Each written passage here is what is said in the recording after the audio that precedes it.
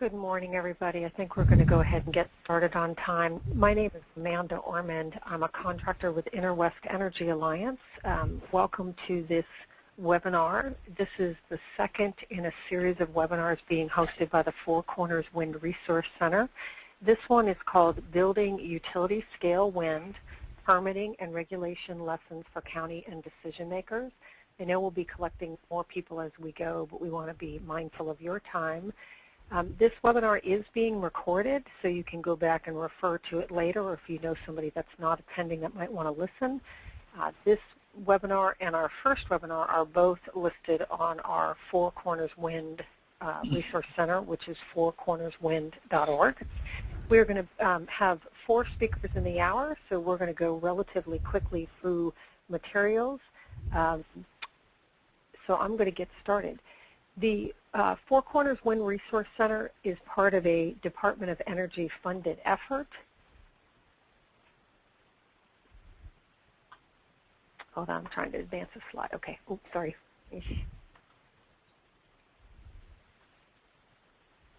The resource centers are funded throughout most of the country. Ours we call the Four Corners Resource Center, but we actually picked up Nevada, which we're pretty happy to have, and so we're working with them as well. Our partners in the Four Corners Wind Resource Center are Inter-West Energy Alliance, which is a trade association of wind and solar manufacturers and developers and non-governmental organizations. Utah Clean Energy, which is a policy organization based in Utah that does energy efficiency and renewable energy. And then Northern Arizona University that's located in Flagstaff, Arizona. So this is our geography. On that map you'll see this is the amount of wind that we've developed in states.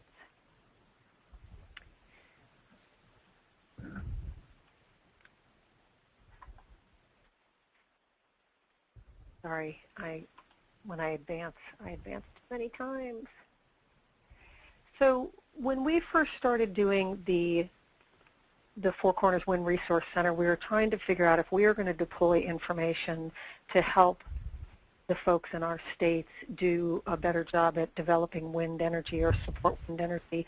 We decided that we would start with a survey of information, and so we put out a survey to state regulators, to wind companies, to county commissioners, to environmental organizations, to local governments, all kinds of different folks. And we got back really good survey results, one of which is on your screen. We asked about if lack of information about wind ordinances and best practices was a problem, was a perceived problem out in our regions. And what we found is the answer is generally yes. So the chart that you're looking at, we asked folks to either say that a problem was very significant in blue, moderately significant is the green, and insignificant, which is the orange. And we actually surveyed 6 states. We are doing a little bit of work in Wyoming, but what you can see from the chart is that most people felt that it was a moderate problem, that not having an ordinance by which they can know what the rules are for developing wind is a problem, and or that what ordinance is in place does not reflect the best practices of the industry. Certainly we create ordinances, we put them in place, and then they age over time, and they may not be as up to date as they could be. So also part of the survey, we asked people if we were to provide information, what is the best way for us to provide information? What way will work best for you? And so we asked this question about facilitating connections between experts, and what we found is that there was a really overwhelming support for trying to connect those that have expertise in an area with their peers that may not have worked on the issue as much. And so that's why we put together today's webinar, is we've got 2 experts from 2 counties that really have done quite a bit of work on wind ordinance and best practice development, and they're going to share their expertise with you today. So I'm going to get right to it, and I'm really pleased to introduce Scott Albrecht. He is the county administrator and commission assistant for Beaver County, and Beaver County is in Utah. So we are going to hear about 10 minutes of presentation from him, and I know he's got some videos, so my fingers are crossed that these videos are going to work. So Scott, I turn it over to you. Thank you very much. I appreciate that introduction. I don't know if I would categorize myself as an expert, but I appreciate that. Much of the wind permitting and guidelines were done before I came on with the county, and so I may not have some personal experiences with that, but I'm happy to share the story of Beaver County and the success story that we have had. Our story kind of begins with a teacher and some students back in 2007 and 2008, when a teacher was simply doing some work on his small hobby farm and realized that there's power in wind. And so they put together a video back in 2009 that told our story. I'll show that now, maybe.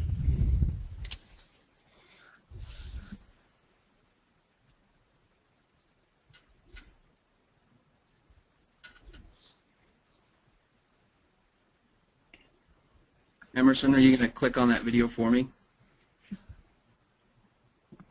We're on it. Thank you.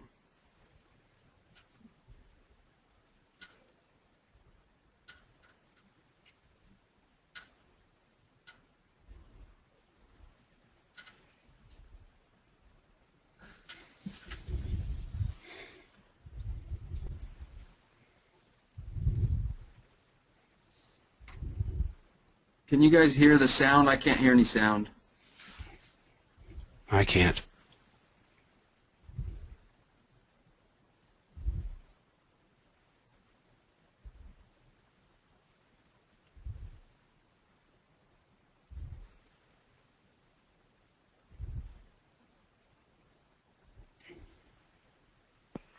Sorry, folks, for technical difficulties. We'd really like to get the sound working, so give us just a minute and let's see if we can get it working.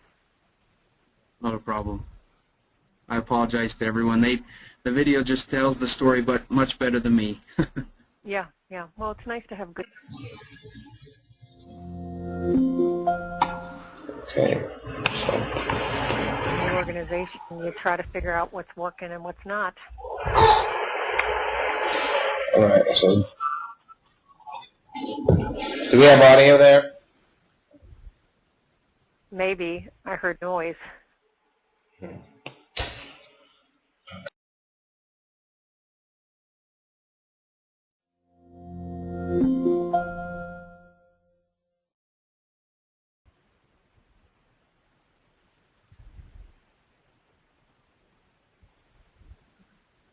If you're not able to, I can just move on with the presentation.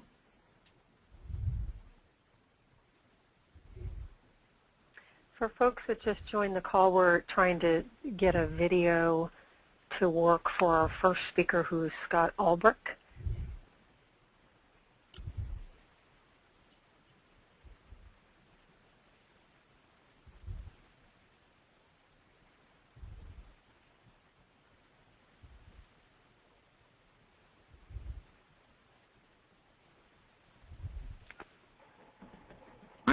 I'm happy to move on, and maybe if the technicians continue to work on the volume and they get that working, we can watch this at the end.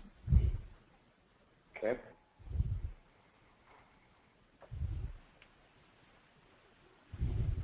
So what the video was, we had KSL come and do a report on it.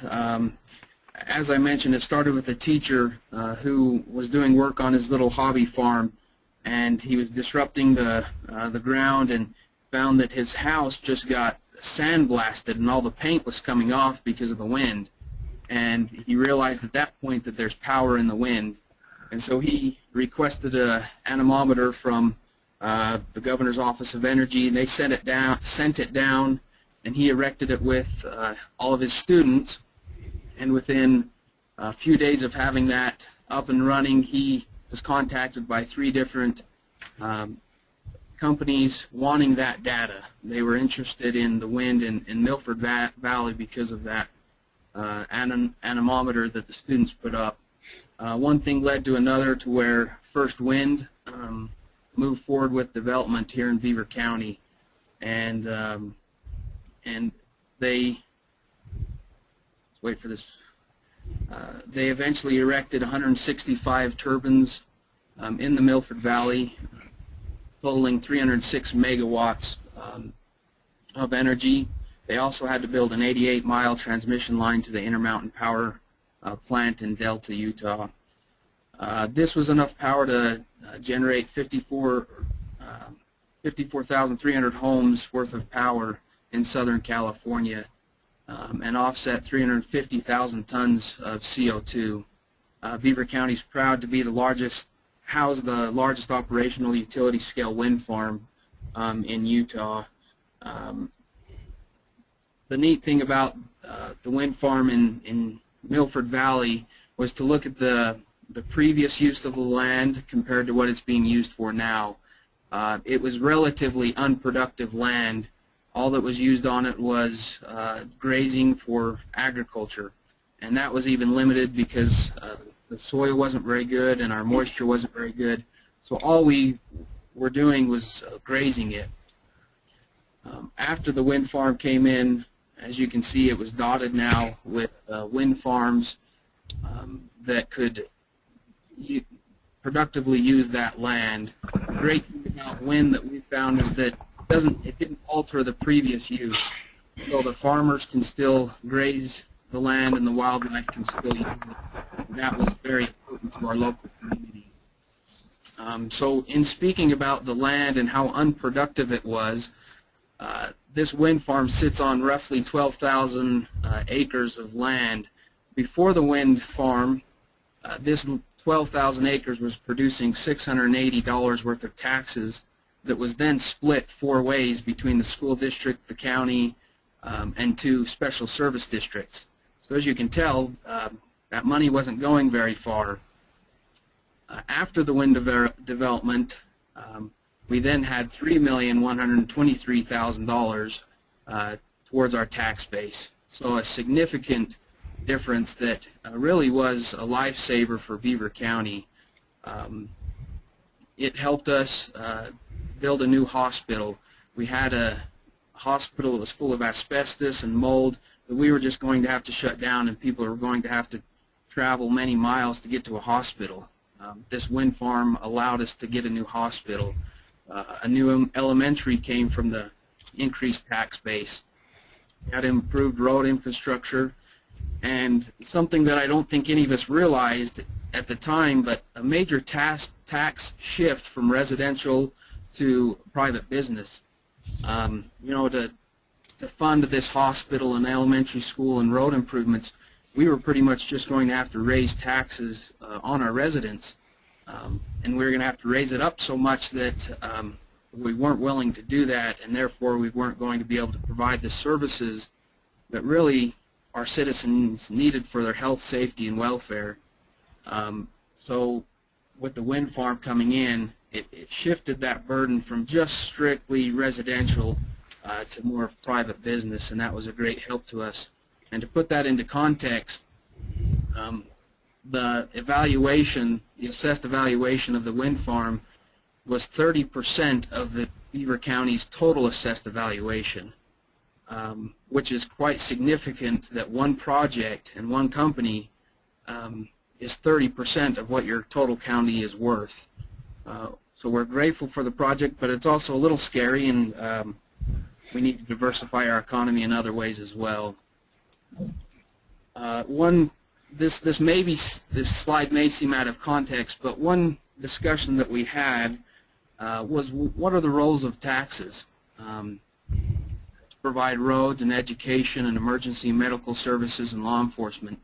The reason why we think that this conversation is so important is you look at the contributions of the wind farm and renewable energy versus the impacts that that development has. Their contributions, we found, are very high in capital investment, contribution to our tax base, and then use of otherwise non-productive land. Those are all great benefits to the county versus the impacts that these renewable energy developments have. They have very low impacts on our roads after construction. It's kind of a catch-22 with employment, in that construction's good for employment, but once these wind farms are up and running, they don't employ a lot of people. So some people look at that as a negative thing. We found that to be somewhat a positive thing, in that if you have a high capital investment but not a lot of jobs to go with it, that also means that you're not having a lot more people and a lot more population. You're not having to educate a lot more kids. Your hospitals aren't having a bigger burden on their services, and as well as our law enforcement. So while they're contributing a lot in tax base because of their capital investment, they're not requiring many services in return, which allows us to use that tax base for other things in the county. And so we found that to be a great benefit as well. I mentioned the employment a little bit. As you can see on the top chart, back in 2008 and 2009 is when the recession hit. Beaver County was insulated from those effects for a while. Back in 2008 and 2009, Beaver County is the red line, while the state and the United States were decreasing in jobs created. Beaver County was staying above that trend because of the wind farm and because of construction that was happening. The bottom chart shows our unemployment was below the state and national average as well, and that's all attributed to the wind farm construction. Of course, you can see in 2010 and 2011 things caught up with Beaver County, but primarily that was because of we had a mine go out of business. That is one thing that you have to consider, though, that if you have a large influx of construction workers, they will leave unless you have other development for them to work on. And so that's what you see a little fluctuation in our employment rates, is that while the construction workers were here, it was great. When they left, we did feel some of those impacts in our small rural economy. So currently the wind farm employs 25 people. 12 of those are locals, and 5 of those 12 are previous students that helped put up the anemometer and helped the wind development in the very beginning. So it's really neat to see full circle, and that's one of maybe our greatest benefactors of the wind farm is some of our students, in that they hear about renewable energy being part of our future, but it's not a far off distant thing that they hear. It's something that they can actually experience, and that's been really good for them.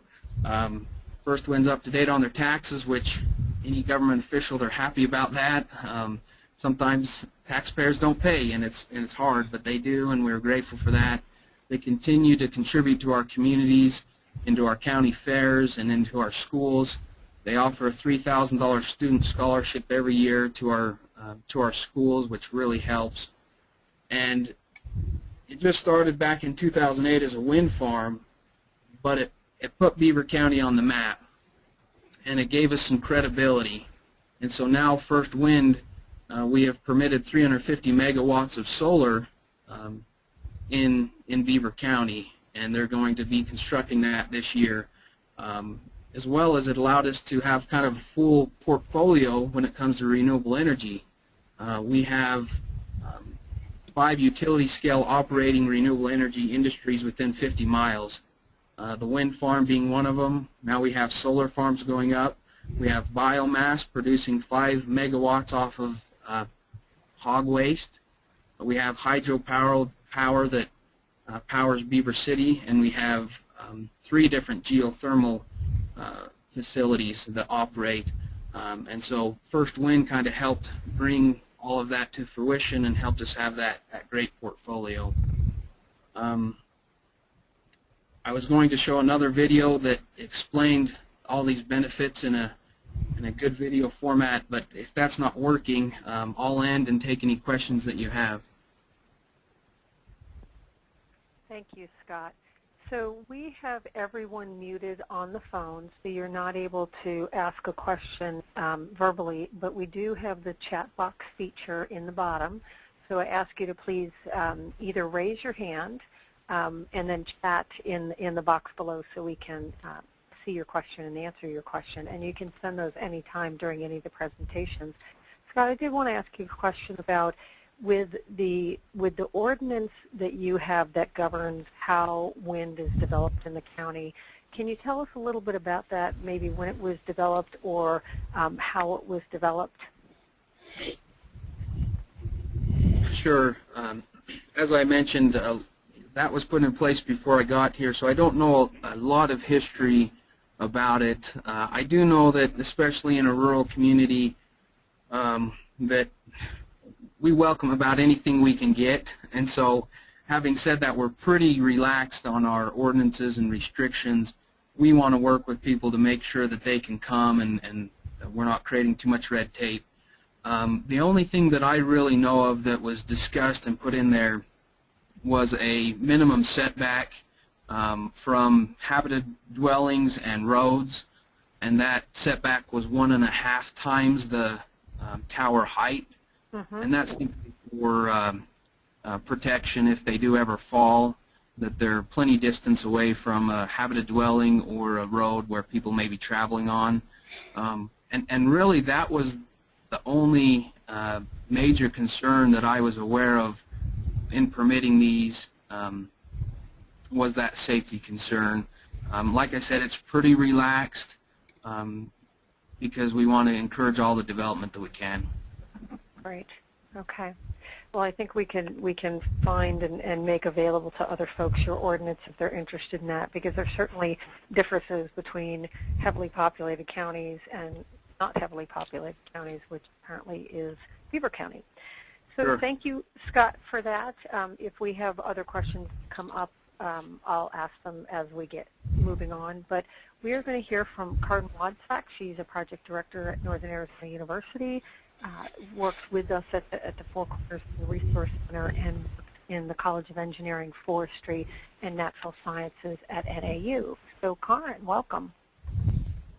Thank you very much, and I'll apologize to everybody in advance. I lost my voice over the weekend, so I'm going to do my best today. But I'll probably keep this pretty short and sweet.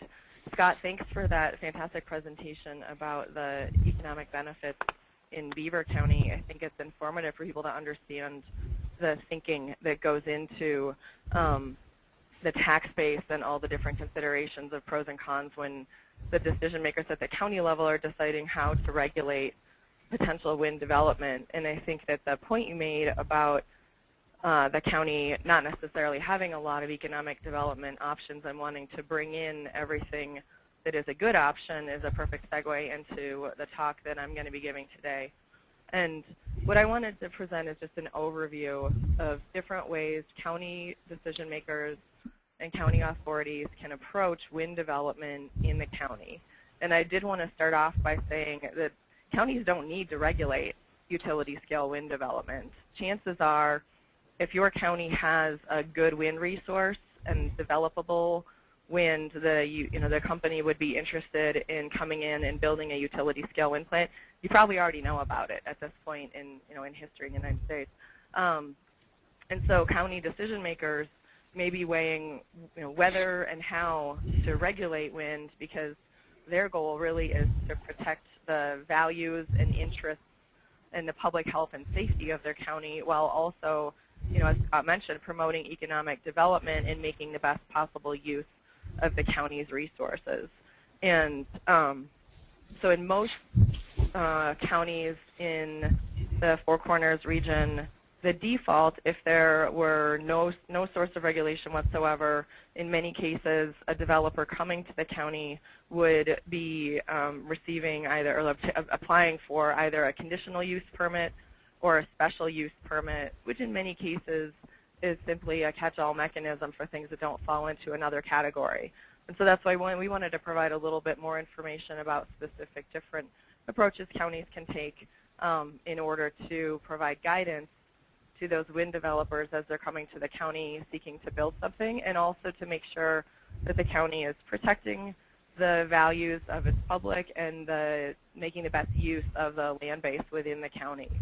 And so the first mechanism I'm discussing is a comprehensive plan, and in many counties this is also called a general plan, and so this is one way to approach providing that guidance and making sure that you're taking those values into account. And these are typically a county-wide plan, and they provide information on the values of the decision makers and the values of the public, and incorporating those into specific guidance on land use, on water use, or open spaces, in other areas such as energy development, which is obviously our focus today, and economic development, also encompassing the development of wind plants. And typically these documents are organized with chapters or sections dealing with each of these areas, and they don't provide strict rules. They don't necessarily provide a set of instructions for somebody who wants to come and do something related to open space or related to energy development. Rather, they provide a set of goals and policies of the county, and these plans typically are updated every 10 or 15 years, and they are open to public comment and public review, and there's usually a group of people, interested stakeholders, who are involved in developing these comprehensive plans, which are ultimately approved by the top governing authority in the county, whether that's the Board of Supervisors or Board of Commissioners. And so that's one mechanism for providing some information to potential energy developers through having an energy chapter in a comprehensive plan and providing some basic guidance there about what the goals and policies of the county are in terms of promoting wind development. A subset of the comprehensive plan that we have here in Arizona are area plans, and these are usually just a smaller geographic region in the county. And these area plans, the one you see there is an example of the Donny Park Timberline Surdlenwood. So that's one sub-area within Coconino County where I live. And they provide more specific guidance at the community level related to what the community believes to be appropriate land uses and the character of the area. These actually have come into play in permitting decisions here in Coconino County with regard to a wind plant that we have here. They do have, to some extent, rule of law. And they can include some details even at the minor level that would be more strict or more specific, like an ordinance, rather than broad like a policy or a goal. In Arizona, we also have a legal structure by Arizona statute which requires that counties with a population greater than 125,000 must have an energy element as one chapter of their comprehensive plan.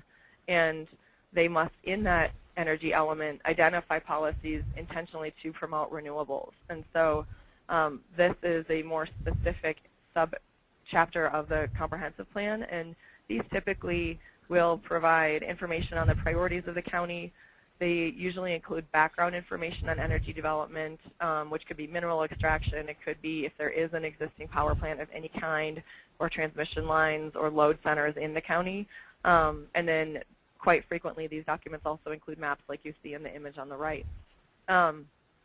They also will usually refer to specifically other items or codes that are available within the county or are outside of county jurisdiction. And so they point directly to things that are not part of county jurisdiction but that are of interest to the county. So issues that the county thinks are important but that does not necessarily fall under county purview. And again, these documents typically have goals and policies and then more specific action items, but they are not necessarily as strict as an ordinance. Wind ordinances and regulations I would characterize as the most specific mechanism for regulating the wind development in your county and for providing exact requirements to a potential wind developer, telling them what they need to bring to the county if they want to submit a permit application, and what they're going to need to do in order to obtain actual building permits, grading permits, etc. And the ordinance, again, like the energy element that I mentioned frequently, does defer to other named government agencies for items that are not in the county jurisdiction, but that are issues that are important to the county. And Scott mentioned that his ordinance includes specific setbacks. And so items that are typically in an ordinance are setbacks with numbers, so a particular distance for different situations in which a wind developer may be building their wind plant. So how far the wind turbines can be from a property line or from an occupied structure or from a different type of building. These also typically include noise regulations, so determining what level of noise is acceptable at what distance, and also how that noise is to be measured and what will take place when a project is built if there is not compliance. And there are a number of other sections that fall into most utility scale wind ordinances, and there are model ordinances available for those that are interested in developing an ordinance in their county, and we'll make sure that we post the 3 model ordinances that we've been using in our county work on the, we'll put links to those on the page that has the presentations from today's webinar, so they're really easy for anyone on the call to find if they're interested in getting more specific information. The image on the right is from a document, County Strategies for Successfully Managing and Promoting Wind Power. And the Northern Arizona, or sorry, I'm so used to saying Northern Arizona, the National Association of Counties has put together a couple fantastic guidance documents for county decision makers explaining what elements fall inside of county purview, what elements typically don't, what areas should be addressed, what areas of concern maybe don't need to be addressed or cannot necessarily legally be addressed by a county, and then with general advice on how to deal with different situations. And so we have a couple of those specific documents also available on our website. Lastly, I wanted to mention that as part of an ordinance or regulation, some counties also develop overlay zones. So in addition to whatever other zoning mechanisms the county may have in place, they may develop a mapping activity or develop specific zones where wind development either is permitted or is encouraged or discouraged, and also where other items in the county might prevent wind development. So for example, there's a county, Mesa County, Colorado, has done an energy and minerals master plan, and they developed what they called an energy policy opportunities map, and it actually provides interested parties with specific information about all the different potential limitations in the county geographically in terms of legal limitations, ecosystem limitations, swamps and endangered species, and then where resources are and where resources aren't. So that's also something that some counties tackle in order to provide really good information to potential developers, and also to let the general interested public know where things are likely to take place and where things are not necessarily as likely to be successful, accepted, or something people even need to worry about. Many counties also have an economic development plan or work. For example, in Northern Arizona, we have a Northern Arizona Council of Governments that works across several of our counties. And in those economic development plans, sometimes we do also see either goals or policies for use of renewables and development of renewables, and also in some cases strategies for promoting that or general guidance to developers in terms of the steps they would want to take in order to approach counties. So I will wrap up my talk there. I'm happy to take questions at the end, but I'm also very excited that we are going to have a presentation from John DeWitt, the Director of Land Use Planning and Emergency Management for Lincoln County. He's going to be sharing with us some information about the experience his county has had in getting several utility-scale wind projects built. So they've gone through some challenges and they've learned a lot of lessons. And so I will just go ahead and hand the microphone over to John DeWitt at this point. Thank you. Okay, so Karen, I am going to ask one question that came Oh yeah, go ahead. And for those of you that are on the webinar, well, I think everybody's on the webinar, when Karen is talking, it's saying Amanda Ormond, but it was a log-on snafu. So that was Karen Wadsack with Northern Arizona University giving that great presentation. So you have a question from Chris Babcock, and I'm just going to read it because it's a good one. And you may have answered part of this, but wind turbines are getting taller and more efficient operating in lower wind speeds. While many of the counties with good wind resources have experience in wind development, there are many new areas that will be developed with new technology, and these counties may not have wind ordinances. What can you recommend for the governments of new areas, such as the Southeast, and for the development companies in regard to creating or adopting wind ordinances? If Thank you, Amanda. And Chris, that's a great question. I was actually thinking about that when I was thinking that folks, if you already know if you have a good wind resource, but obviously what a good wind resource means is changing as we develop new technology and as we are able to build in places that don't have necessarily the same strength of wind speed, but have a perfectly adequate wind speed using a taller turbine or using a longer set of blades. And so I think it is unlikely that there are going to be very many different challenges in areas where there is a, in these new areas that are becoming developable. I think that most of the challenges that are going to be faced by decision makers in those counties are common to the challenges that decision makers have faced in the counties that have already got wind projects.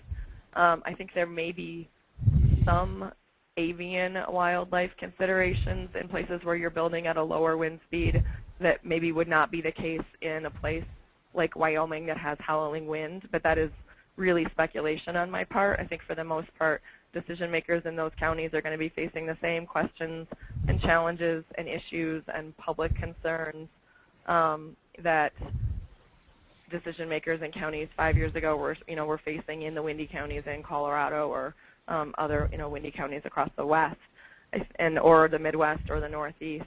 So I don't think that there's necessarily a lot that's different. I think that sharing resources like we are today, or making sure that county decision makers know where to find really good information like that National Association of Counties document that I mentioned, is important in helping people who are trying to get up to speed. It's interesting when you're a county commissioner or even someone who has been a county planning professional for 30 years, but you've never dealt with something like this. It is a different beast, and there is a lot to learn. And so, we're just doing the best we can to make sure those resources are available and trying to connect people who have the experience with people who have a lot of great questions to ask. Okay, Karin, thank you. John, thanks for joining us. As Karin mentioned, John is the Director of Land Use Planning and Emergency Management at Lincoln County. It is all yours. Well, good morning and thank you. I am as Amanda said, I'm the Land Use Director and Emergency Management Director for Lincoln County. Much as Karin had described, our process here is very similar. We have a comprehensive plan. The wind farms fall under it because it does allow for new development. Currently, all of the land in Lincoln County and the unincorporated parts is considered agricultural. To use it for anything other than that, it has to go through a special review process. There are 13 criteria that must be answered in the application. That goes before me for initial review and then before our land use board for a secondary, more thorough review, which would involve a public meeting where the 13 criteria are questioned, addressed, and the public can weigh in on comments. Currently, we have 4 wind projects in place. We have 472 turbines that are active. We just permitted another one, a 5th project, and there's supposed to be 176 with that, and there's a potential 6th that's going to have 125 more on top of that, but they haven't weighed in yet. Why do they like our county so much? If you look at the wind production efficiency ratios, most across the United States run about 25%. Ours averages here in Lincoln County 48. So it's pretty significant for them. They get a return on their investment. The problems that we've had with wind farms, frankly, have been few. The benefits have far outweighed the problems. The first complaint we had was from a resident on a farm about a noise complaint. The complaint came to us after the completion of our 3rd wind farm. Then there were none prior to that. The resident alleged that the noise from the turbine 1,370 feet from his residence was disruptive to the family. He claimed that it measured an 87 decibel reading from his house caused by the turbine. Because the county has a 60 decibel limit to all industry, we investigated. The county paid a sound engineer to study the sound levels at the property line for about 2 weeks. The highest recorded decibel reading concerning the turbine during that time was 47. And the homeowner still insisted that the wind farm move his family to another location. He did refuse all mitigation efforts proposed by the wind developer, such as soundproofing their home, for instance. Additionally, could not produce the device he had used to measure the 87 decibels in the first place. Because the documented noise level was well below the county mandate for noise, we did nothing more to intercede. But this did, for many other residents in the county and our land use board, raise the question of whether our 1,000-foot setback from a residence was even adequate. Our county attorney and I had researched other areas with wind farms and found the setbacks as great as 2,000 feet and as little as 1.5 times the height of the turbine. The commissioners decided to stay with the 1,000 feet because it was the middle of the road, because we'd already proven that that distance was more than adequate for keeping noise levels below county minimums. Another concern that they had in making the setbacks too large was they might unfairly prohibit development on the participating landowner's property, leading to a loss of revenue for that landowner. Another common complaint was the unsightliness of the turbines. I'm throwing this in. One farmer went as far as demanding that we cease permitting of wind farms because they were a desecration of the land. Here's the ironic part of that. Blow dirt from this particular farmer's field had shut down traffic on I-70 numerous times over the last several years. So, interesting complaint. There were several other complaints such as wildlife displacement and glare at night from the obstacle beacons. The glare I could see being a problem as we currently have 472 turbines in the county. The wildlife argument was a bit harder to support as deer and antelope can be seen grazing and sleeping underneath them daily. But regardless of the nature of the complaint, all wind objectors had one thing in common. Their land had been bypassed as a desired location to put a turbine. Our attorney and I have kind of come to refer to this phenomenon as turbine envy. The next problem we encountered was with the oil and gas development. We've had quite a bit of oil development here in the last 7 years. Most of the mineral rights in our county have been severed. And there is an inherent conflict between surface development and the mineral development. This is mainly due to a setback imposed by our State Oil and Gas Commission requiring that no well can be less than 500 feet from any structure. Lincoln County has adopted a version of our state statutes that now appear as a condition of our development agreement.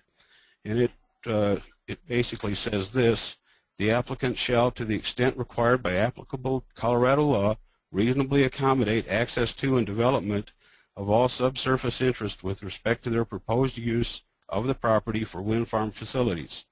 In this regard, the applicant shall, as a condition of approval to the final setting of any wind farm facility and installation or construction of any such facilities, provide evidence that it has entered into or made good faith and commercially reasonable efforts to enter into surface use agreements or other compatible development agreements with the surface owners and mineral estate owners which have filed timely objections to the use of land applications pursuing to Colorado statutes.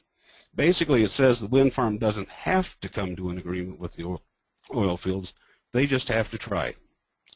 During the last wind farm development agreement hearing, the county was threatened actually by a lawsuit by a mineral owner and an oil developer if we did not force the wind farms to make a solid agreement with the oil interests. The commissioners dismissed the threat, and no further action has been taken by the oil interests. It was just an empty threat designed to intimidate our commissioners to imposing a more stringent requirement than the state, but it didn't work. The current Colorado statutes simply don't support the idea of forcing two entities into an agreement.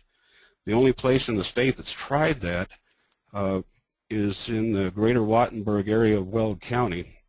Now, you can Google that if you want to see the effects of that particular ruling, but frankly, all I've seen from that rule is that it's caused nothing but a litigation nightmare for the people in that county. The last problem that we had to deal with was road use. We did require a wind developer to agree to a road use agreement, and in this agreement they would maintain all the roads in the project area during construction, stay on the designated routes, and return any road that they had altered back to their original condition. An example of an alteration, let's say they had to enlarge an intersection to accommodate oversized truck traffic. That intersection would have to be returned back to its original configuration and radiuses and whatever. Within the boundaries of the wind farm, there weren't any problems. They policed that pretty well. The problems occurred with truckers that had contracted to bring in turbine parts to the site, most of which were oversized or overweight loads. To avoid the headaches of going through the port of entry with such loads, they opted for cutting across our county roads and bypassing the ports. Our road and bridge foreman raised concern about the damage to our county roads, and in addition of the obvious issue of dodging the ports, and then he contacted me and asked that I get in touch with the project supervisor and try to get the truckers to use the proper routes. Well, this had no effect, as they were not in control of the routes outside of the project area. Our Sheriff's Department and State Patrol were then notified, and a few tickets later the truckers decided it was better to go through the port. Can't imagine why. But all that being said, the problems have been very few. As Scott pointed out, there's been quite a bit of revenue generated from this and quite a bit of benefit, not only directly to our landowners, but to the other residents of the county as well. We are having our third mill levy decrease this year. The last two, I believe, and this one were 12 mills, basically due to sales tax from energy production from the wind farms. And so that's about all I had as far as the short version. Any questions, I'll be glad to answer. John, thank you very much. It's so good to hear counties that have gotten really serious about this and been able to work through a lot of issues. And it's so challenging with individual landowners. So your turbine envy, I think, is a great description of what's gone on. And love to hear about tax decreases. That's the best news story. So I don't see any comments or questions on the chat function right now. So I'll ask if there's other presenters that have any questions. I did have one note from Breve Van Cleve that there is a web information about the different ordinances, and they are posted on Department of Energy's website, which is www.wind.energy.gov. And then in Wind Exchange in the resource section. So if people are looking for specific ordinances, you can go there and find out. So I'll open it up just to the other speakers and see if there's any questions for John or Scott or Karin, because we can't unmute all the lines. And I'll wait and see if we get any other questions.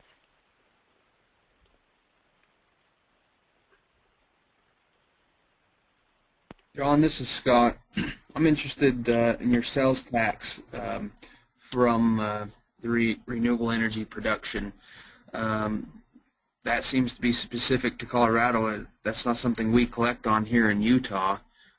We just have a general property tax for that, not the real property, the personal property.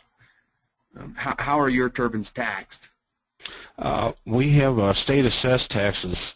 And then there's also, like I said, the sales tax, but I never get to see that particular amount. I have seen the state assessed taxes, and that's based on both production and the capital.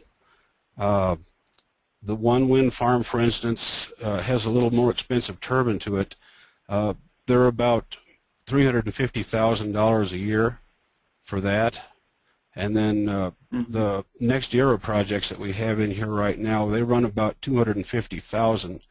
The projection for the wind farm that we just permitted is going to run roughly $450,000 a year. The prior farms that we had, those are 25-year leases, so you're looking at that much money over 25 years. The new project that's coming in that's going to give us $450,000, that one is permitted for 50.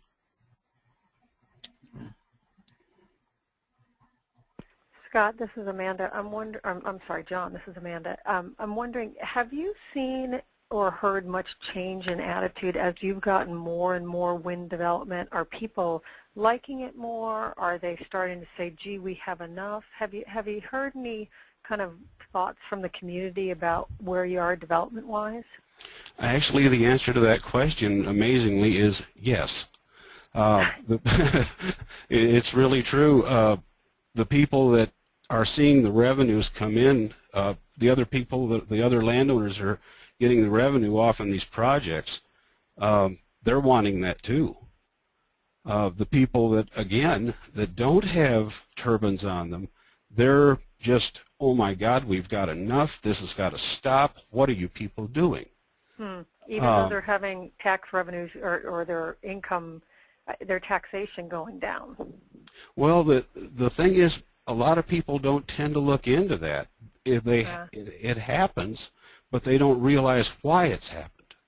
And maybe that's what we need to do as a county, is get more information out there on where these benefits are coming from. Right, right. But that seems to be the case right now. The people that are in on it that are in on the specifics and are in on the cause of the benefits, they're all over this. They love it. Right.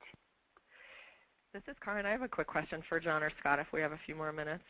To the question that Chris asked about the new counties that are just seeing potential wind development because, county staff and decision makers in places where the wind resource is now developable, whereas it wasn't a few years ago. Do either of you have any particular pieces of advice for those folks?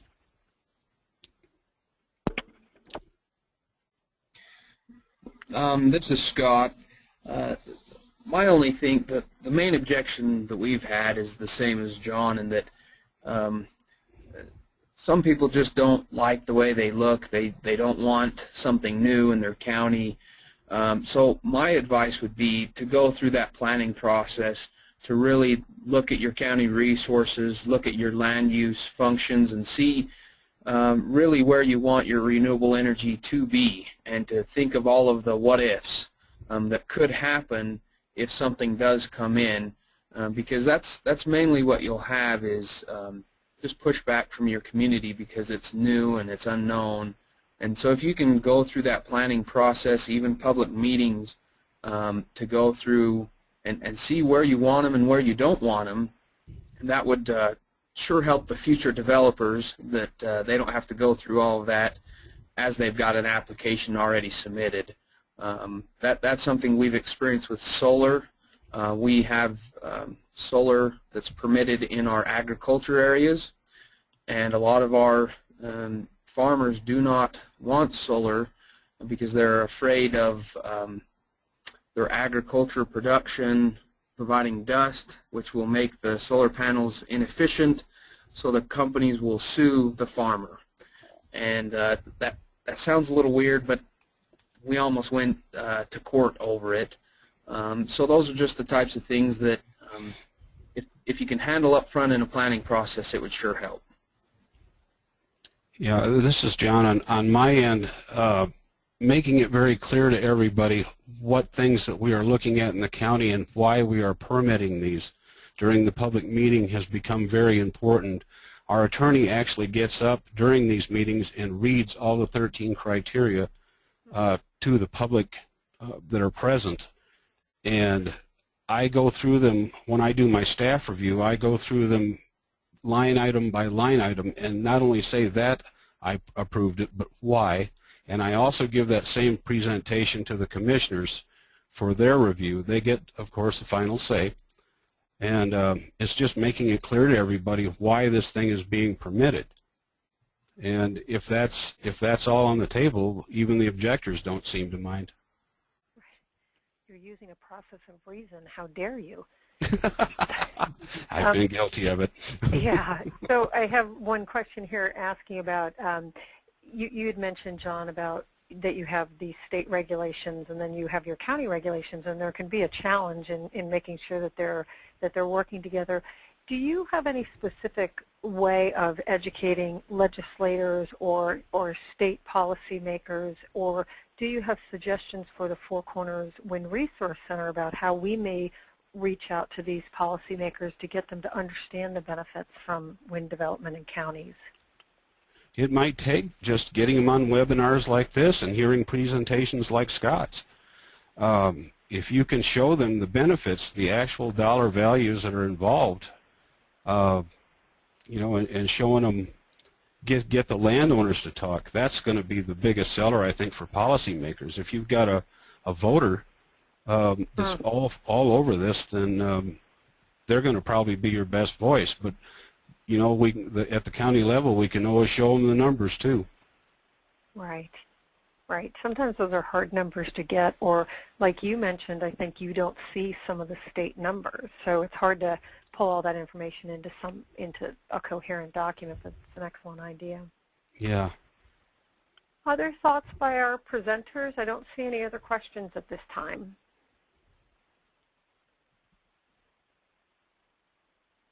Okay. Well, we are always open for suggestions on what webinars to hold. We decided to do this webinar specifically for counties because we did have some direct interest in that. And doing webinars like this really helps us because it builds our body of information that then we can post on our websites. And so presentations will be posted, contact information, because we certainly have some good experts in the region. And as we mentioned, as low-speed wind technology comes on board, we're going to have a lot more areas that are developable and going to see development. So John and Scott and Karin, thank you so much for joining us. Utah Clean Energy, thanks for putting together the webinar, and we look forward to sending out our next update on what we'll be covering next. So thank you, everybody, very much. You're welcome. Thank you. Bye-bye. Thanks, Amanda. Bye-bye.